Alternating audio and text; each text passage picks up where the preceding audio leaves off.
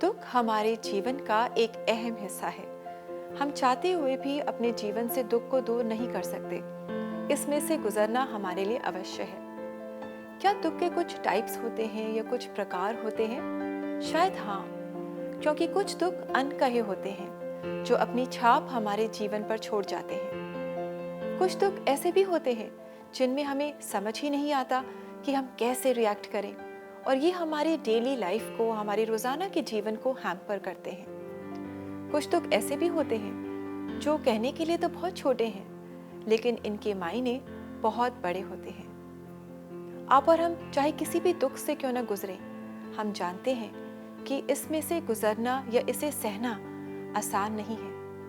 तो दोस्तों, आइए नवंबर के इस महीने में आप और हम मिलकर सीखें कि हम कैसे अपने दुखों को परमेश्वर की मदद से हैंडल कर सकते हैं। कि फिर एक दिन उन्हें हॉस्पिटल से कॉल आया। मैं जैसे ही डैड के वार्ड में गया और मैं देखा कि डैड वाज गॉन। वो दिन मैं जब भी याद करता हूँ, मेरे को मैं वहाँ पे पूरा नम हो गया, पूरा कंप्लीटली नम हो गया मैं, क्योंकि मैं कभी नहीं सोच सकता था कि डैडी ऐसा जा सकते करके। तो धीरे धीरे मेरी जो पहचान थी वो मैं खोने लगा।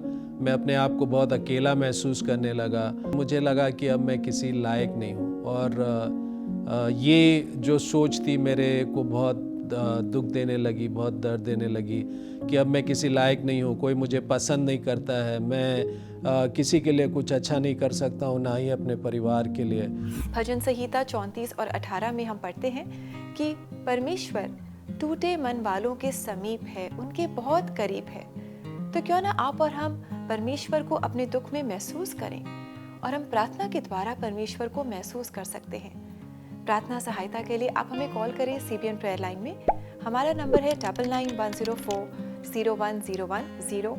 We will be there to pray with you.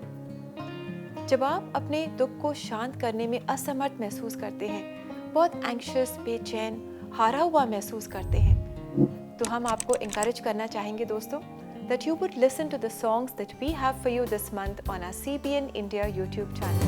आदि और अंत तू ही है, अल्फा और ओमेगा तू ही है, दूतों की स्तुति तू ही है, बुद्धि और ज्ञान तू ही है। यीशु है मेरा धन्य निश्चय,